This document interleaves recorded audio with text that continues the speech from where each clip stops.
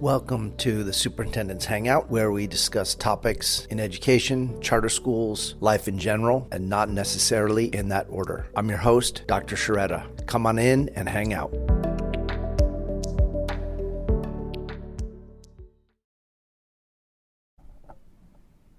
In this episode, I sat down to hang out with Cameron Curry. Cameron is the CEO of the Classical Academies. He's been involved with this charter school organization since 1999 when they had just a few hundred students, and now they have grown to over 5,000 students across 7 campuses in the northern part of San Diego County. Cameron has been involved both locally as well as statewide in California in the charter school sector, and most recently served for 11 years as an executive board member for the California Charter Schools Association, and we talk about that in this episode as well. You can check out the podcast that Cameron and his staff at the Classical Academies put out. It's called The Classical Academies Partnering with Parents and can be found on Apple Podcasts. And they've been going for a good bit of time with this podcast. They've got over 300 episodes and a worldwide audience. And Cameron, although this is an audio format, Cameron is a flashy dresser who typically favors lime green in almost all that he wears, including driving a lime green car. Hope you enjoyed this episode as much as I enjoyed recording it. Welcome, Cameron. Thanks for coming today and hanging out, and especially in this hotel lobby at the Charter School Conference. You can hear the ambiance in the background a little bit. It adds to the flavor. It does. So thank you, David, for having me on the program. I was wondering if you could start by sharing your origin story and what brings you to the present moment, both in life as well as in charter schools. Oh, that's great. All right. Well, gosh, let's go back in time. Really came from a broken home where my mother was married and divorced several times. I have half siblings and stepbrothers and stepsisters, and did my elementary years in Nevada, and then did part of my high school time in Montana. And then a lot of my friends had gone off to college while I was working retail.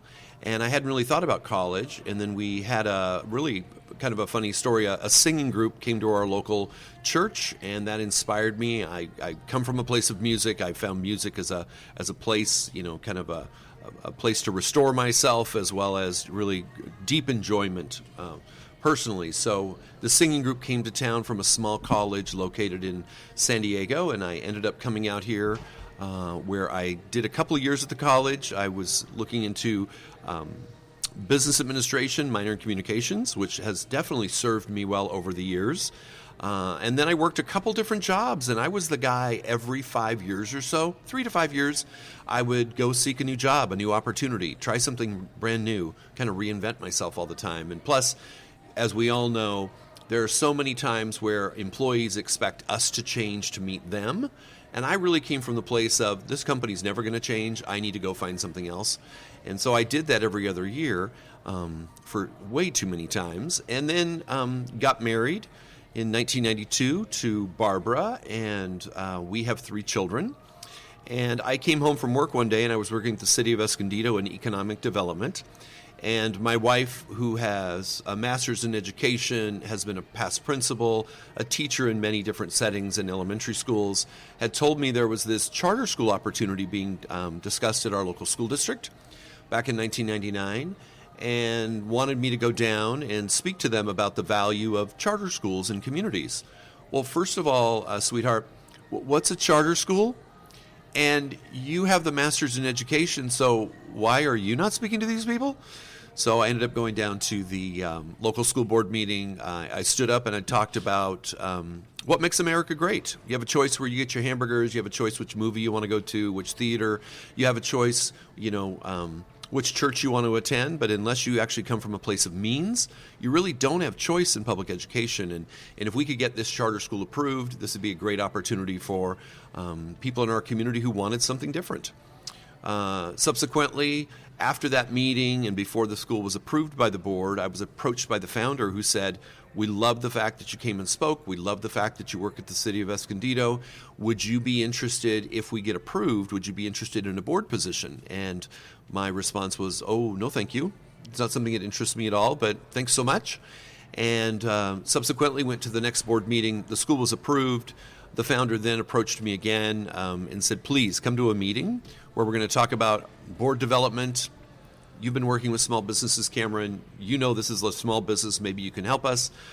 Went to that board meeting, very first board meeting, where I have no idea what was going on, but obviously the gods were moving things, and people had talked behind the scenes. And so basically, as they chose their board members, it came down to the very end, and there was a lady in our community who said, "I do know Cameron. I know him from the city. I know him in our community. He'd be a great board president, and if he agrees to that, I will be the vice president." And within just moments, they elected. I was in charge. This is crazy. What is happening? And got in the car to drive home. My wife called me and said, "How'd your meeting go?" And I said, "Well, apparently you have to start addressing me as Mr. President." So really just kind of looked at the timeline. We were approved in April of '99. We hired an executive director in May of '99. And then it was he and I who basically just backward mapped and said, "We have to open a school in September. What do we need to do to make that happen?" And so subsequently, where are the teachers? Where's the facility? Where's the curriculum? More importantly, where's the money? Where are the students? And where's the students? And yeah, kind of crazy. And so we were California's first direct funded charter school. So we were charter number 199. And it was the very first time that the state was sending money directly from the state directly to the charter school.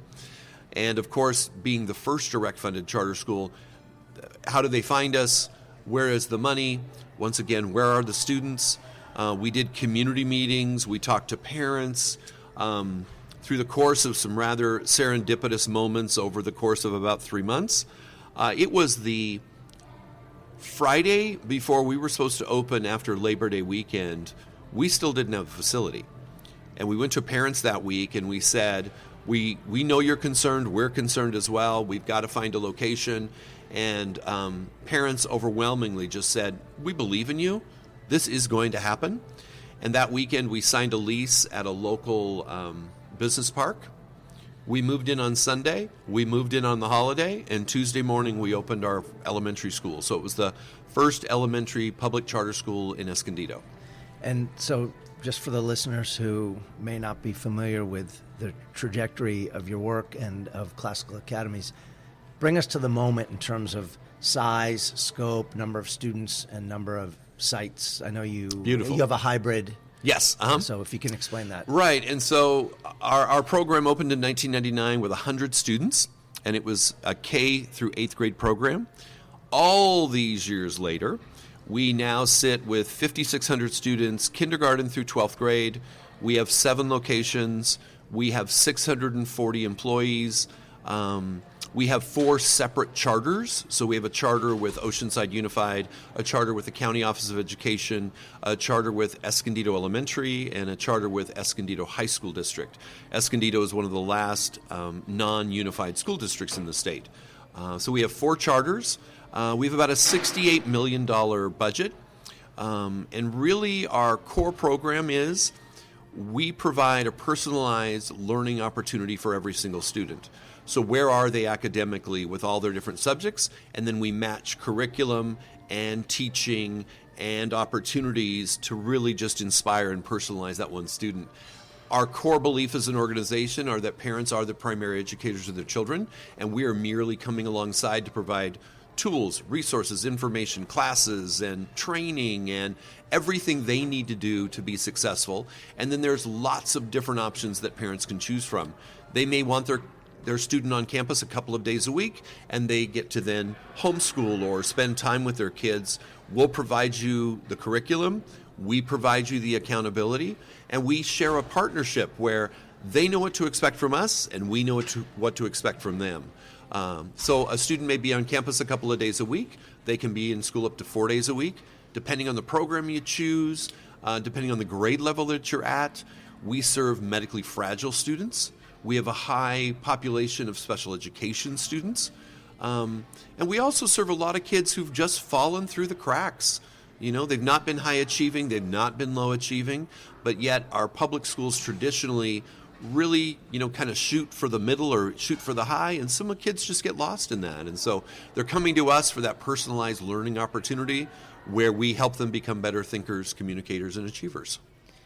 It's a very impressive trajectory and growth in 25 years or so. Yeah, 24 years this year. How did you plan for and manage the scaling up? Because, from personal experience, in my journey at Albert Einstein Academies, we've grown from, Einstein started in 2002 with 27 students, and now we're about 1,500 and going to be 2,300 in a couple years.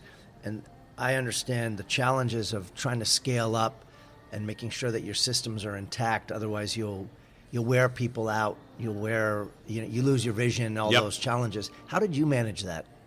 Well, what we always tried to do was balance. Growth is easy. People come to you. They know about your reputation. They know about your brand. They know you do great things for kids. And so it's easy to get students to come to us.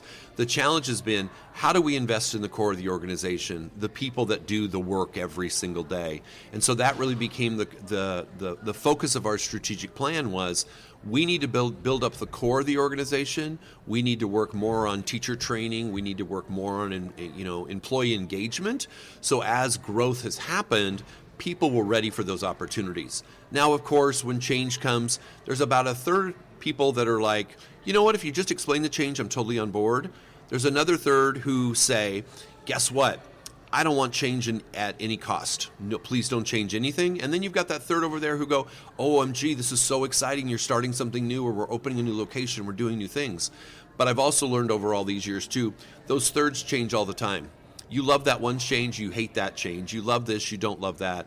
And so really what I've tried to do from really my leadership experience and my leadership chair and really the leaders that I've hired, how are we empowering everybody every day? How are we involving different teams in decision making?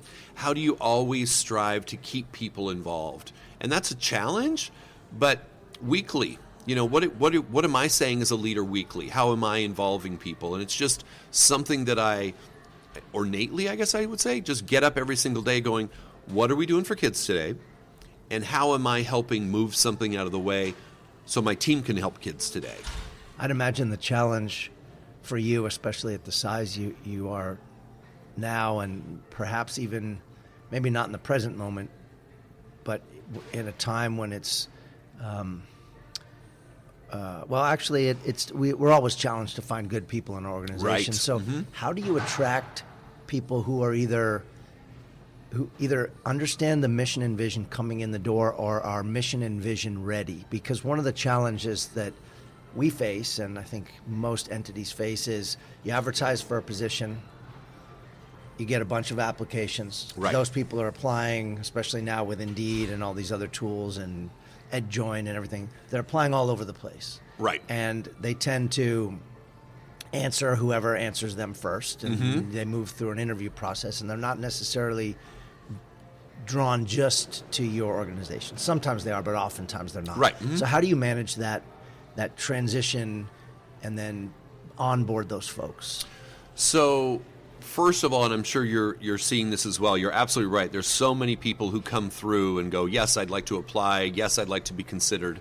And so if you're going to be a teacher in our organization, there's first of all a phone call. There's the principal calling and just to have a common dialogue with you really quickly. And sometimes right in that moment, wow, you're not the right fit right away. Second phase, you've had that conversation. We're going to invite you in for a personalized interview, and you're sitting around the table with probably subject area experts along with the principal. That conversation's happening. At the end of that conversation, those people are saying, we'd love to see this person teach. So we're going to bring you back, and we're going to have you teach a lesson in one of our classrooms, and what is the connection happening there? And that team is standing in the back of the room to see if there's a connection there. And then what happens is if you're a full-time employee, I do the final interview for the entire organization. So any full-time employee coming into my organization, I sit down and have a conversation with.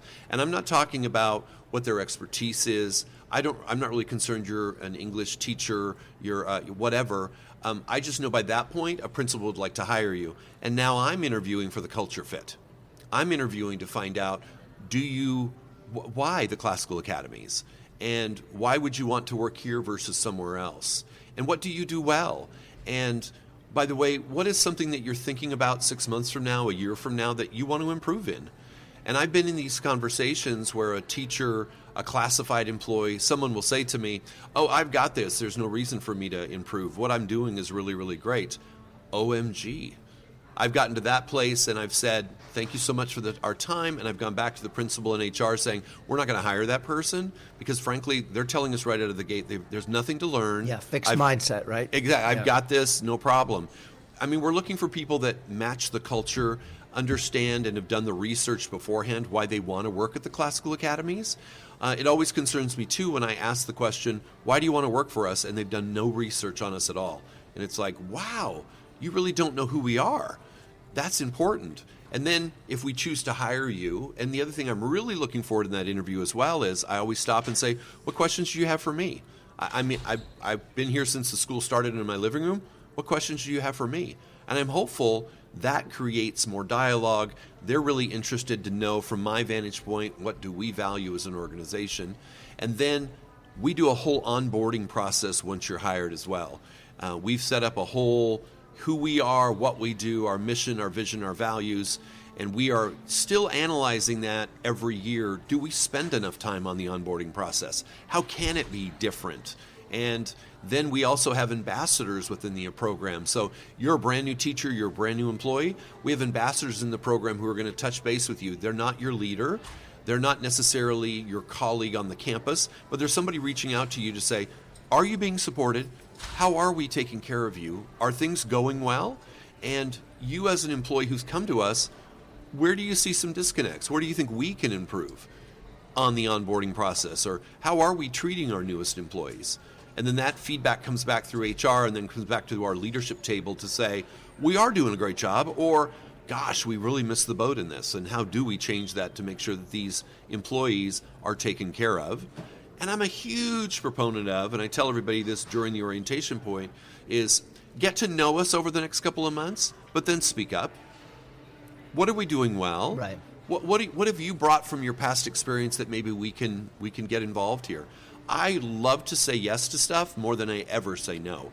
And if you've got a great idea on how we can be educating kids, how we can be treating employees, how maybe there's a new benefit we need to explore, please mention that. Speak up. So we could go a whole bunch of different directions on this. Something that is a recurring thought for me is, in the charter sector, we often face I guess it could be a tension, but certainly the interface between private and public. You come out of a retail background and some work with a city, so that's right. kind of a hybrid. When I interviewed Eric Premack from CSDC a couple weeks back, he talked about the charter bus at some point in the journey of the last 30 years being quote-unquote hijacked. Maybe that's a pretty strong term, but Sure. what he was talking about was the influence of big money in the charter sector and Right. the pros and cons, because I think we could talk about the definite pros of having strong support, especially at the advocacy level, but also some challenges, right, in terms of perception from communities about what charters do and don't stand for. Right. So can you talk about your own journey as a private sector guy and then some work at the city, then into charters? How do you find that balance between the branding, the outreach, the metrics that are more business oriented, and then quite frankly, the elements of a service perspective on meeting the needs of kids and families that are often much squishier and harder to quantify. How do you meet that balance in your organization?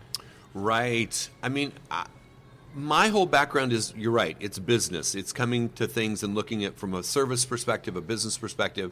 And then as Classical came on board, we were at that time, we were a small business providing a service to our community.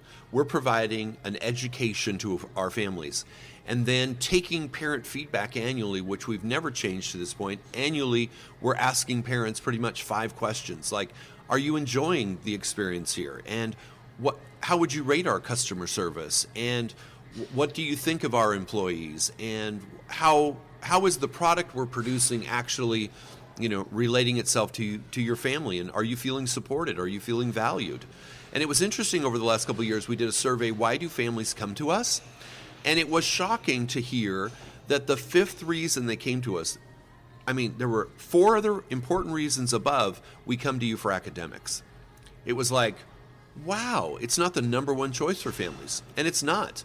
They're coming for a safe school environment. They're coming to us because they want to have the time to impact their children with their own family values, their own family traditions, their own family beliefs, and having time within the school week to do that, which is why so many families have stepped up. And then during the pandemic, an additional level of families came to us who never considered us before, but when their local school districts were basically not communicating with them for weeks on end, and then to find out from their friends and family that Classical was providing a credentialed teacher every day.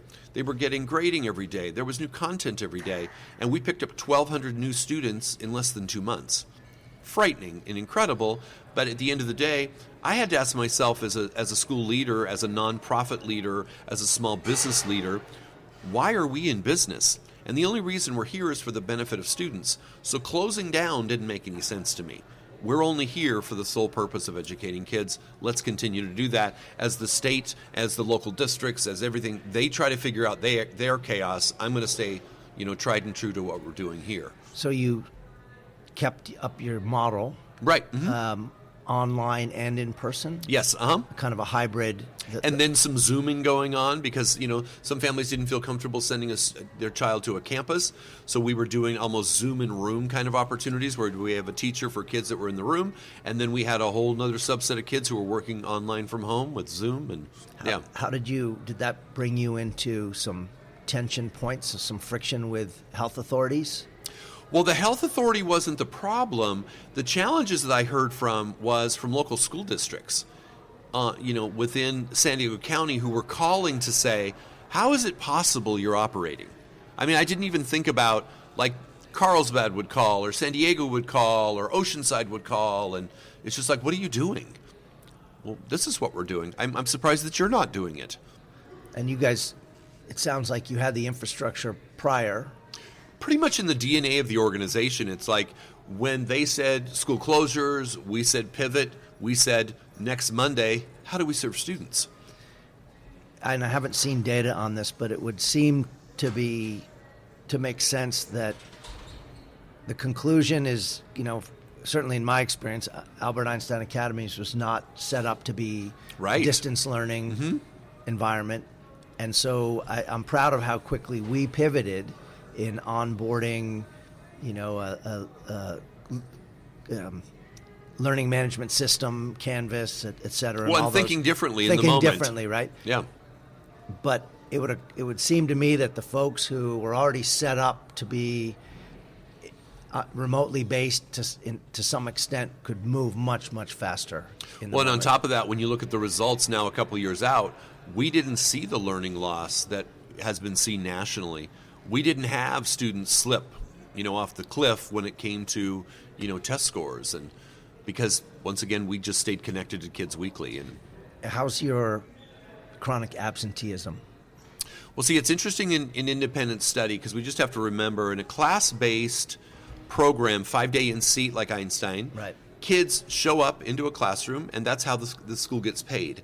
Doesn't matter if they learned their science, doesn't matter if they turned in their English paper, it's a matter of they showed up.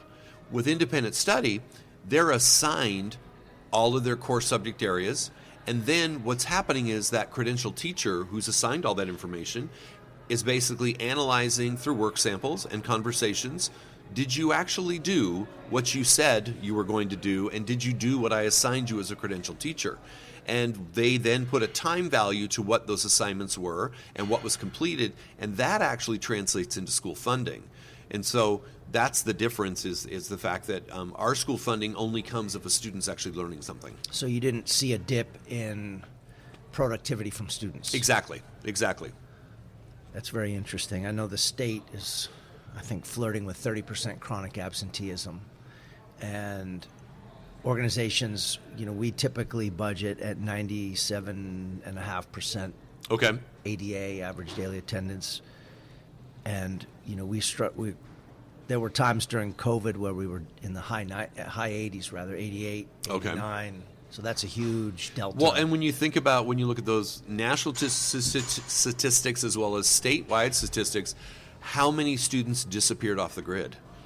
And no one knows where these kids are. Yeah, there's this COVID hangover that I believe most entities that deal with in-person learning are still facing, where the bonds between families and school just got really weakened. They got stretched. Okay. And so then after the pandemic, they just haven't snapped back. So you'll have folks, they just weren't accustomed to attending school at all, and then you come back and say, now you need 5 days a week, and they're content with 2 or 3, and so it's a really tricky piece. Not to mention, I would think that the in-person is probably more challenging than a online or a hybrid when you think about families with limited means. Right. I had our community outreach person at Einstein went to visit a family because the student had only been attending school 1 or 2 days a week from the beginning of the year. So they're chronically absent. And so she's meeting with the student, and the student says, well, I don't go to school on those days. Those aren't my days. Those aren't my days. And so it's a middle school kid. And she said, what do you mean they're not your days? And he said, well, there are 3 of us, 3 kids in the family, and our parents have 1 car. Oh. And they have limited gas. Yep. And they have to be at work at X time. And so they have to choose who they drive to school. Mm. And so, it brings those things home. When the pandemic started, we started to distribute food. Right. And we distributed, I'm proud to say, well over 100,000 meals during the first year and a half or so of the pandemic. And it was astonishing to see luxury cars pulling up for food boxes and hygiene kits. Right. And so, the economic impact was pretty significant and substantial for folks, and I think there are families that haven't bounced back from that. And so I think it was really, it's very heartening to hear that you have not seen a learning loss, because you're probably one of the few entities that has not. Well, and the interesting thing is you talk about the chronic absenteeism, and you talk about what's going on in the state of California, and those programs that did see, success or were able to, fare a little bit better. I wouldn't say really successful, but fared a little bit better. These are the schools that the governor has gone after. They've put a moratorium on. There'll be, probably no more charter schools offering independent study in the state of California, more than there are right now. And right now, independent study is about 25% of the total charter schools in the state. So it's just crazy to my brain that schools that were helping students, that were providing them teachers, providing them a curriculum, providing grading, providing meals and access to opportunities, are the schools that are getting penalized. It makes no sense. I'm going to pivot a little bit. You're a man of faith. There you go. How do you, as a leader, carry that faith into your work, also understanding that Classical Academies is a public entity, and there definitely are families in your 5,600 student community that run the gamut from definitely people of faith and practitioners of whatever religious practice it is, all the way to nothing. Right. How does that inform your work, and how do you balance the separation of church and state Oh, I love that. I love that. I think it comes, for me personally, it comes from a place of, I have hope every single day. I have hope that in the challenges that it will get better. I come to the role with a perspective that is definitely, certainly wasn't always that way. I'm 59 years old now, and I've got a 60th birthday coming up in a couple of months. And, I think the wisdom is a lot deeper than it ever was, when I first started this journey back in 1999.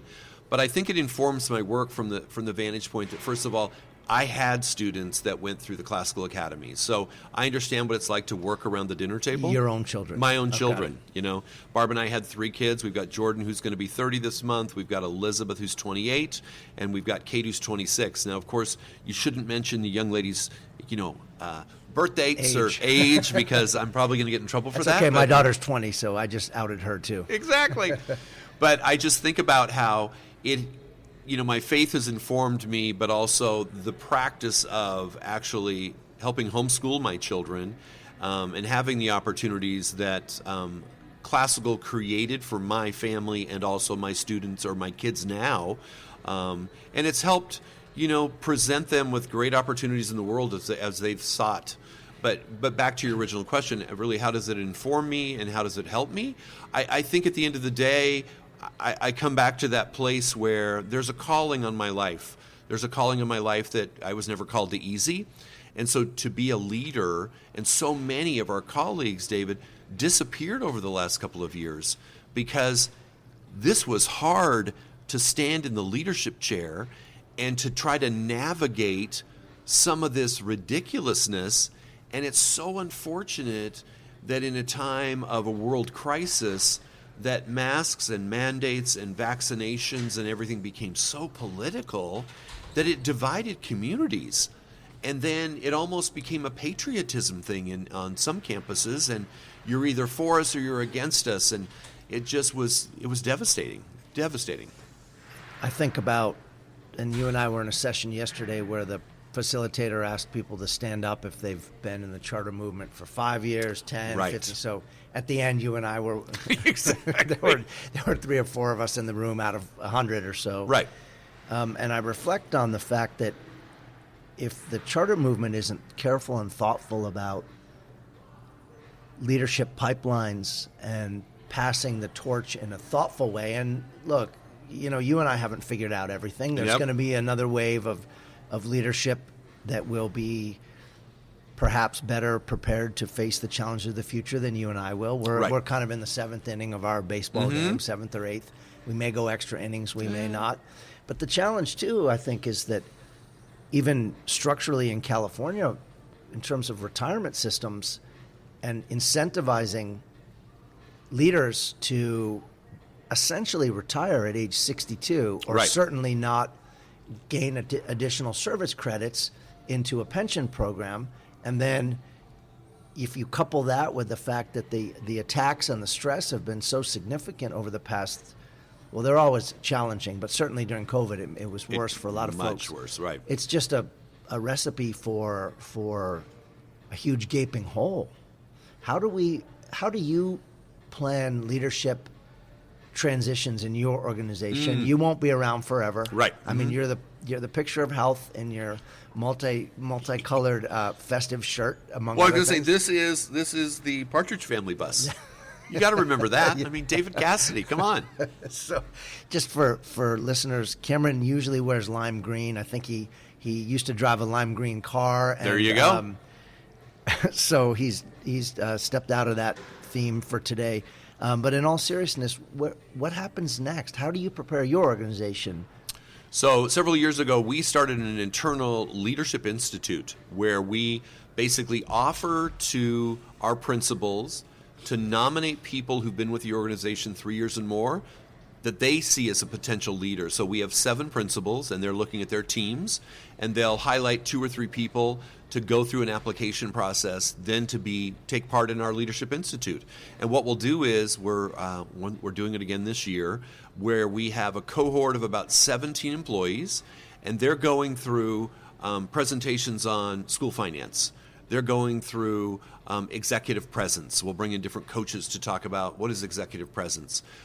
We have partnered with different organizations in our community too, like the Blanchard companies, where they went through some training regarding situational leadership.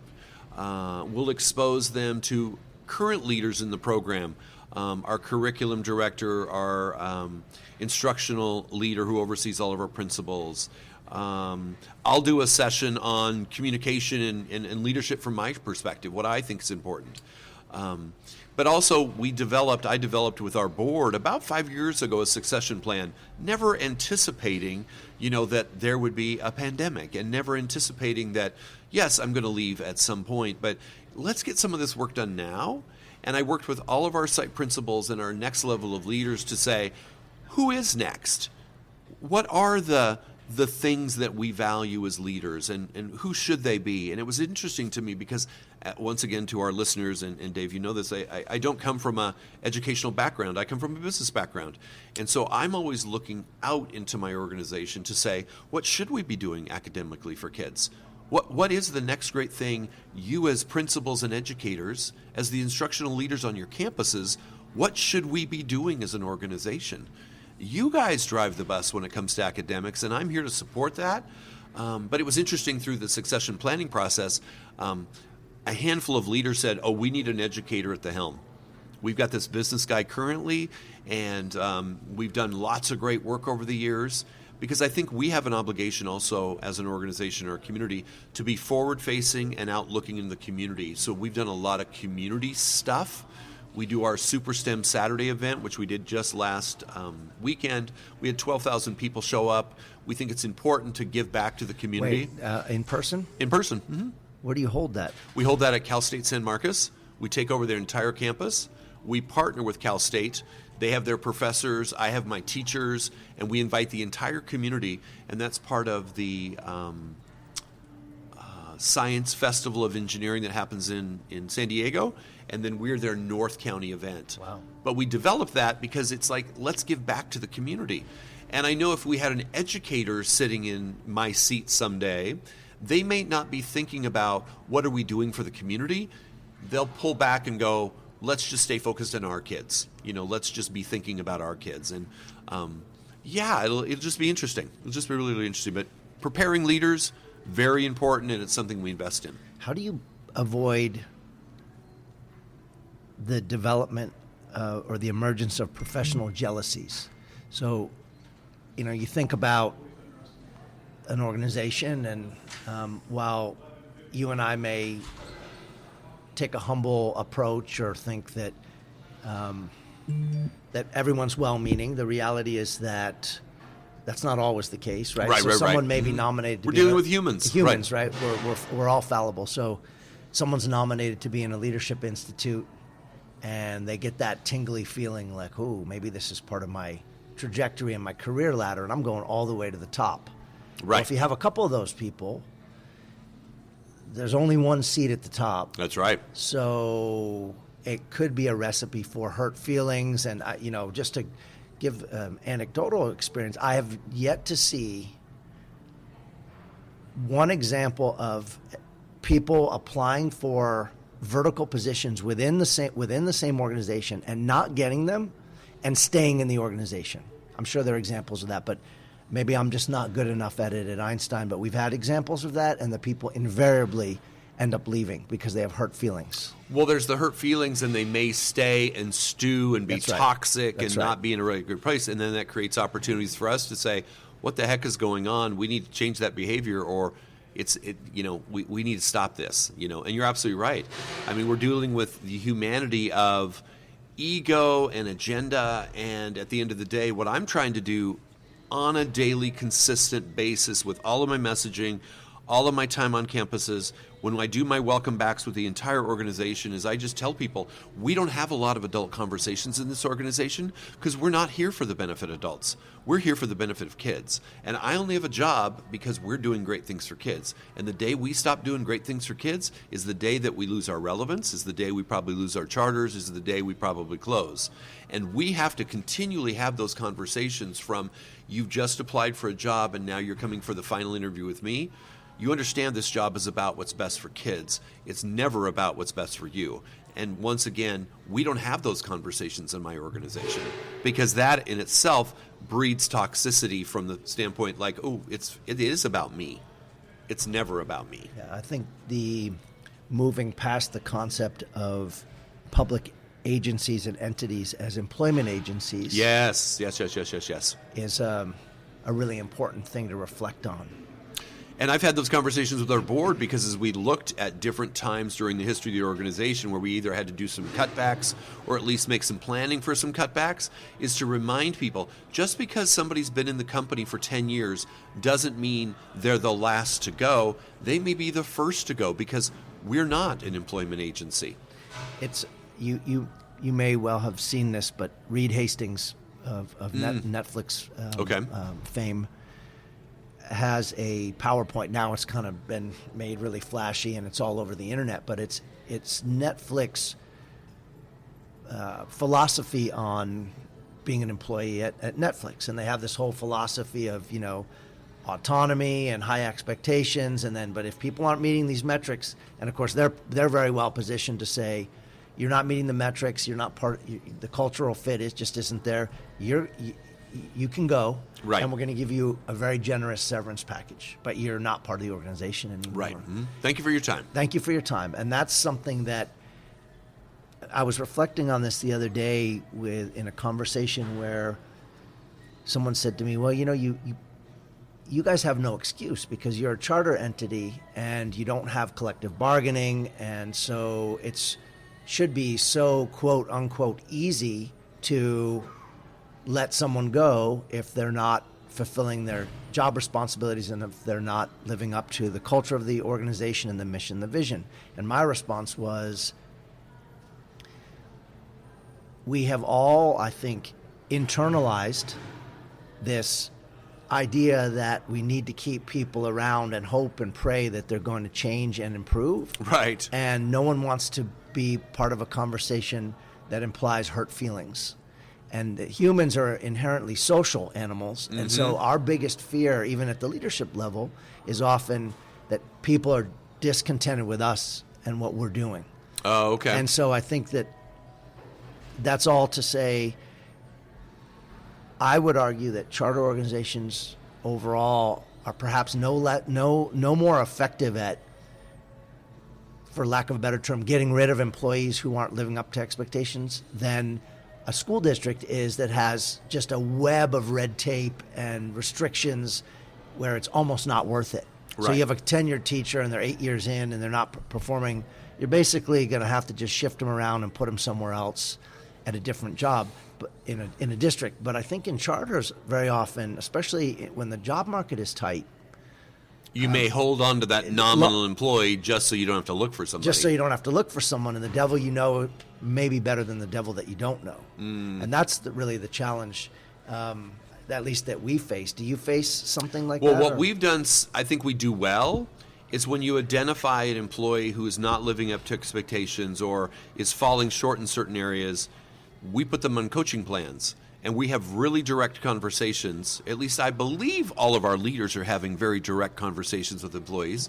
And even my direct reports, I'm having very direct conversations with around, here's where we need to coach you, and you need to improve in this area. Because if you're not going to improve this area, then we need to make other arrangements, whether that is, and I say this all the time, whether that's we're going to do a lateral move within the organization somewhere because this isn't working, or is there something else you want to do in the organization, or is there another opportunity outside the organization that I can help you get to? Yeah. Because maybe you have a real strong desire to work at a 5-day, or you've always wanted to do, well, I just know in my community I can make some phone calls and let me help you. Yeah.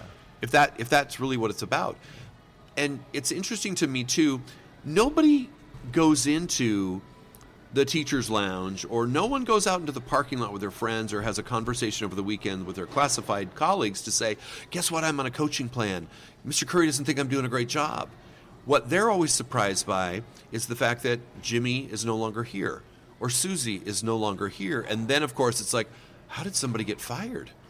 And so I'm constantly, once again, from our messaging perspective, people are on coaching plans, and I wish I could ask people to raise their hand if they've ever been on a coaching plan, because then you're going to see that people who've been coached, they've improved, and they've stayed. It's not a death spiral necessarily. It's not, but to your point, I think there's too many leaders who are stepping back going, I don't want to have that tough conversation, and if I do have that tough conversation, maybe it's about me.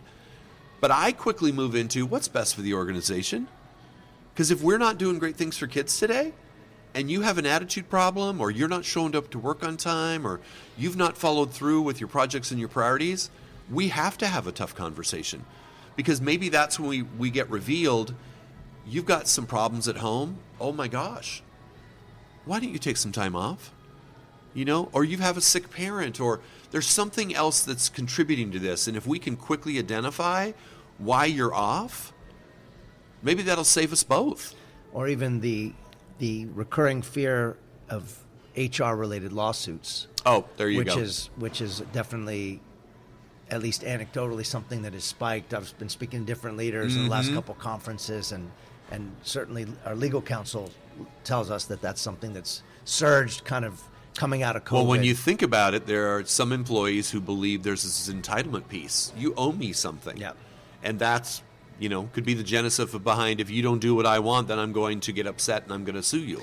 My grandmother always said that there are lifters and leaners in life, and it's very difficult to convert a leaner into a lifter in terms of their contribution to an organization, to a family, whatever it is. Right. The real art is to figure out who is who and then weave them together the right way, right, in an organization. Perhaps not everybody's lifting at the same degree at all times. That's not realistic. But that difference between this organization owes me, I've been here for 14, 15 years, and so I'm entitled to X, Y, Z, right, is very different from I'm going to work as hard and as diligently as I can because I care about my job, and work begets opportunity.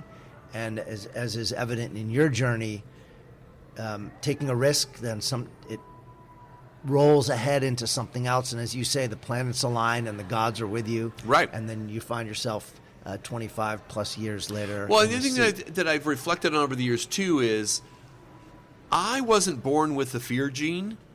And so I don't fear things, and I don't really, for the most part, process, if I make this decision a year from now, 6 months from now, this potentially could happen, which keeps so many people from making some of these decisions.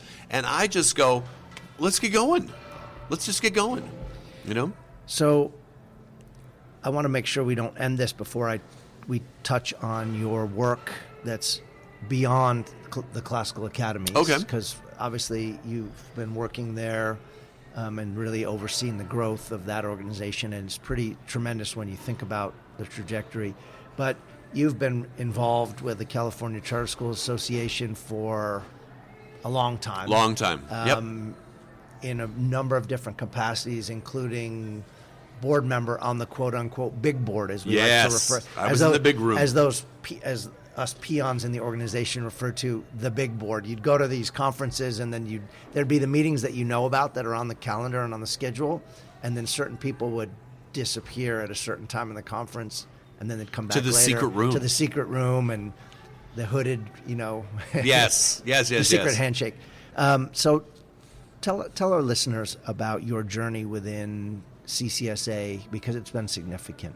Oh, well, thank you. It's been crazy. I remember, and you remember this too, there was the California Network of Educational Charters. Yeah, Connect, right? Yeah, Or Connect. So that's where it all started. And then Connect folded, and then there was a group of leaders, funders, school leaders who wanted to create the California Charter Schools Association. And that happened. And, of course, we knew of people that were a part of the founding of this organization. And then that led to the opportunity over the years for me to get involved with our membership council. And this is the group of school leaders who basically advises the board on policy and opportunity and what's happening in different regions of the state.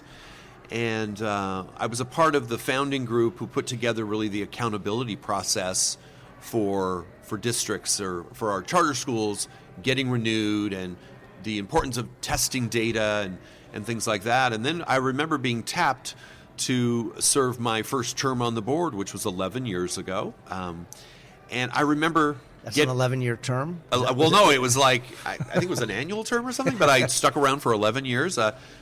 Just yesterday, I stepped down after 11 years. I mean, it's always important to know how long to stay when it's time to leave. Know when to hold them, know when to fold them. That's right. But I also remember getting into the boardroom, and a couple times over the years, this has happened to me, like, how did I get in the room with these people? Like, you want me in the room? Oh, that's really interesting. I mean, I'm the only one in the room who represents independent study charter schools. So there are, I believe, 14 board members, and they all are part of those are funders to public education, or at least I would say to choice in public education, whether that be the Walton Family Foundation. There was the Fisher Fund. All the ones you hear at the end of NPR stories, right? Yes. This story was brought to you by the such and such foundation. That's right. Exactly. SNL did a skit a few years ago where this guy went to a party, and it turned out that all the other members at the party were heads of these foundations, and they all introduced themselves as, "Hi, I'm with the such and such Fisher Foundation." Anyway, so that was you in the room. Yes, that was me in the room. And so subsequently, the other half of the board is made up of operators, leaders of charter organizations or individual charter schools. And Reed Hastings served on the board at one point, very influential in California policy and what we think about and what we should be doing. And he continues to fund CCSA today with a gift that they can direct to the needs of the organization. So what are we doing? Just kind of your journey at CCSA and on the board, and and then what kind of brought you to the decision of stepping down. Oh, okay. And so basically, having served for 11 years, it was last year my wife and I celebrated our 31st anniversary, and we started thinking about Chapter 3. Chapter 3 is going to bring grandchildren. Chapter 3 is probably going to bring a new opportunity to move, and Chapter 3 is going to bring new perspective and new things to do. And I do feel as though, as a leader, we are all called to a certain timing, and when is your assignment up, and when is it time to start, going other places? And once again, to your point about, succession, what are you doing on the succession to replace yourself, and who's next in line? And so all these conversations have been happening, between myself and, very, very close friends, and also myself and some very close leaders within the organization. But it seemed to me last year, as I sat down with the CEO, Mirna Castrillon, with CCSA, I just said, I feel like this next year is it. I've been here for 11 years by the time I stepped down. I think it'd be great to do it at a conference. That way I could see people and connect with people. And I mean, as we started this broadcast, just talking about the importance of coming to the conference is a chance to reconnect with old colleagues and be reminded we're not alone in the trenches, which is great. But it just seemed like the right time. And as I got up yesterday to tell the board goodbye, I just reminded them it's important to keep people in the secret room who think differently, who challenge the status quo, who don't think like everybody else sitting around the table. Because when you are the representative for independent study charter schools who don't go to school 5 days a week, who are not funded the same as 5-day in-seat programs, it's important to keep our eyes on what's benefiting all students, not just a segment of students, but what are we doing for all students in the state of California? And it's really important for this board and whoever follows.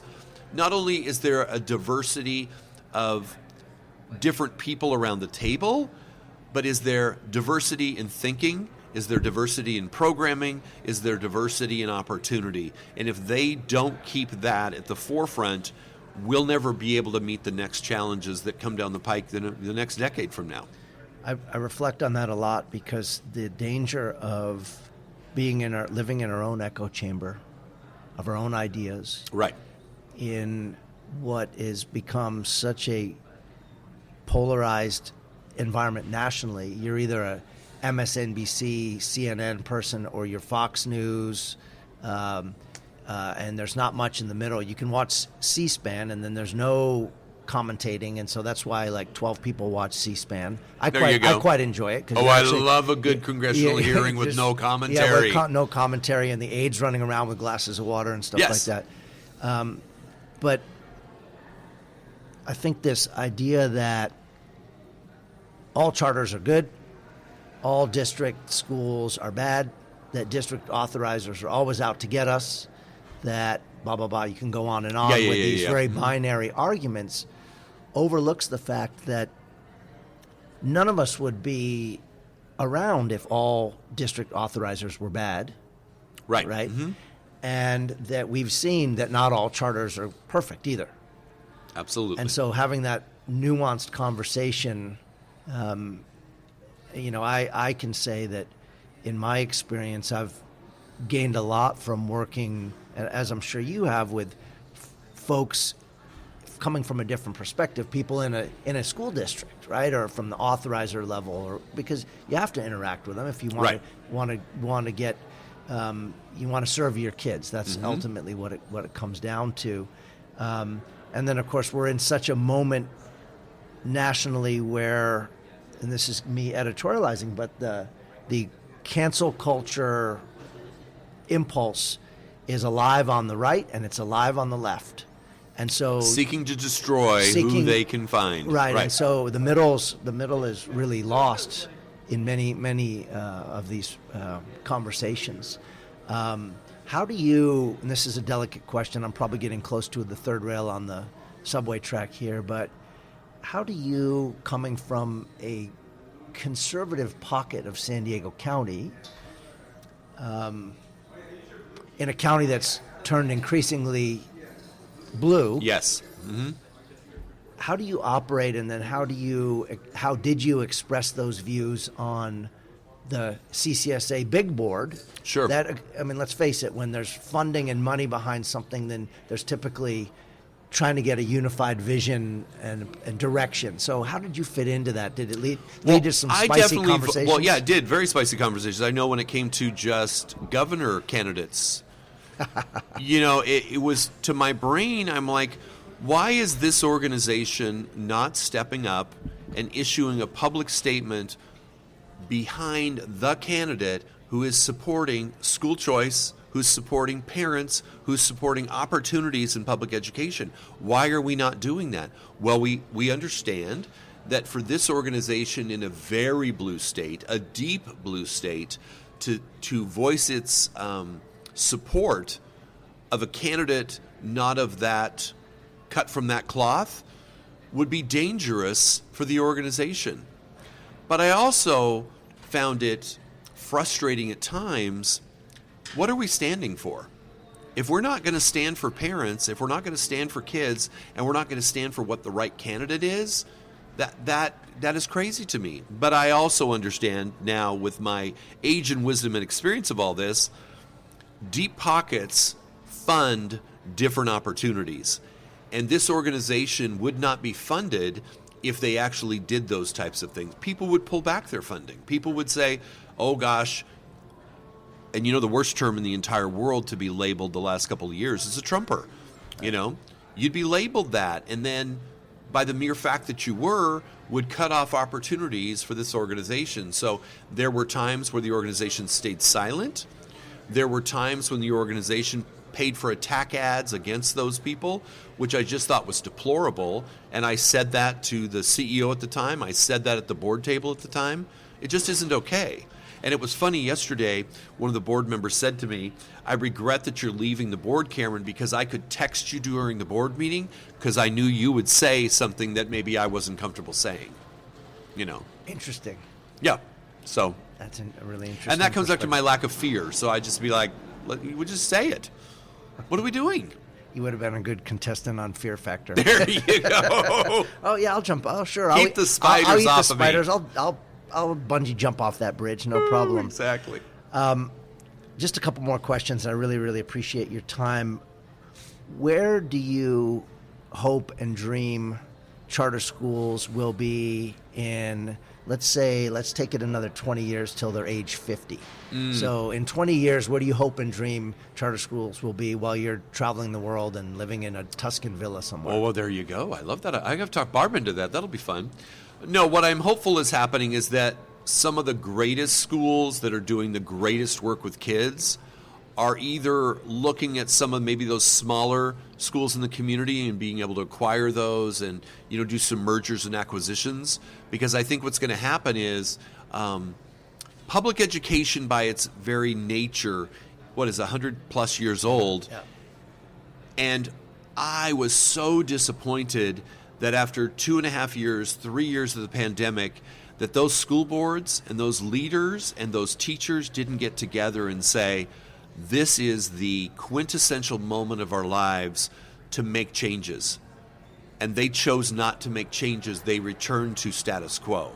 And how disappointing, because this was the moment of disruption that created the greatest opportunity to make some systemic changes in the system, but they chose not to, which is really sad. And so the way to predict future behavior is to look at past behavior. And the past behavior has been, don't change anything, keep it in process. And you and I both know superintendents, and their jobs are a lot different than ours, because we're being tasked to look for opportunity. We're being tasked to look at how do we improve. We're being tasked to, is there an opportunity to grow and do something differently? Where a superintendent is hired to maintain, keep stuff in order, don't get in arguments with people, maintain. And so I believe that maintenance is not productive for kids. And that's why I'm hopeful that charter schools will continue to go, what's best for kids today? What's best for kids tomorrow? And how do we continue to grow and change and meet the needs of the learners that are in front of us? So your vision really is that schools will band together. Right. And it's an interesting reflection, because certainly I would say that in San Diego County, and it's maybe different in other regions, but charters are pretty autonomous. Yes. And pretty isolated from each other. And there's some collegial connections, but I think it's really difficult to get the whole sector to pull in the same direction on certain issues. Absolutely. By the very, it'd almost be analogous to the tech sector all pulling in one direction. You have all these different players, and they're in competition with each other, and they all started in different ways. But it sounds like what you're saying is almost for the protection and survival of the innovative side of charters in the future. That's what we need. I spoke to in a previous episode about this idea of innovation, because obviously charter law in California was intended to be kind of a hothouse for innovation. Right. And how can you help districts? Exactly. It's supposed to be kind of examples of that. And over the last 30 years, I believe a lot of that has been wrung out of the sector, and that you could parachute into classrooms in traditional district schools, and you could parachute into classrooms in in charter schools and not be able to tell which is which. Well, I was going to say, and which is which, because it feels the same. It feels the same. It looks the same. The staff may or may not even fully understand that they're at a charter as compared to a local district school, et cetera, et cetera. So it's an interesting reflection going forward. One last question for you. Oh, fun. You get to design a billboard. So don't get too wordy, because people get like 3 seconds to read it as they drive by on the freeway. What is Cameron Curry's billboard going to say about his legacy in the charter school world and just in life in general? What would you like people to remember you for? Wow. Well, Star Trek and pop culture, let's not forget that. But I think the billboard would say he made it happen. And whether that was having children, getting married, having a dynamic life, having a dynamic career, loving people, I just made it happen. That's a great place to stop, but could I say that the billboard has to be lime green? Of course. So there we go. Absolutely. Thank you so much, Cameron, for joining us today. And it's always a pleasure to get to meet you. We don't hang out as much as we should. Right. We're kind of in different parts. Plus, I scare you. Yeah, I get it. You do scare me a little bit, but this is good, because we're separated by a table and we have microphones, so it's all safe right now. All safe. It's all on record. So thank you again for spending the last hour with us. Thank you. Yeah.